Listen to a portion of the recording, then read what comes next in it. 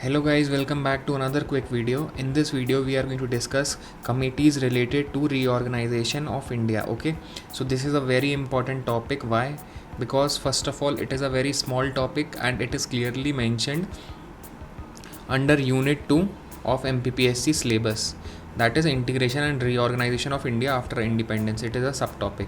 So without wasting much time, let's look into the committees.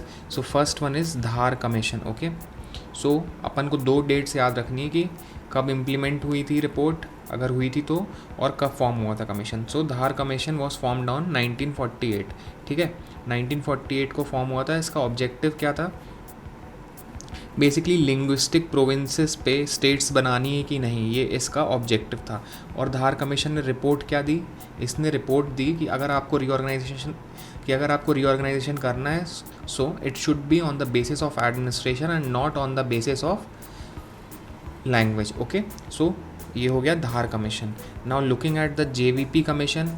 सो इससे एक direct question बनता है कि JVP कौन है? 3 लोग थे. तो one is Jawaharlal Nehru, second one is Vallabhbhai Patel, third one is Pattabhi Sitaramayya. So this is very important. आपको 4 ऑप्शन दे देगा और पूछेगा कि इनमें से कौन JVP कमेटी का मेंबर नहीं था. Now when was JVP committee established? So it was established in 1948. Okay, now JVP committee ने रिपोर्ट कब सबमिट करी? It submitted its report in the year 1949.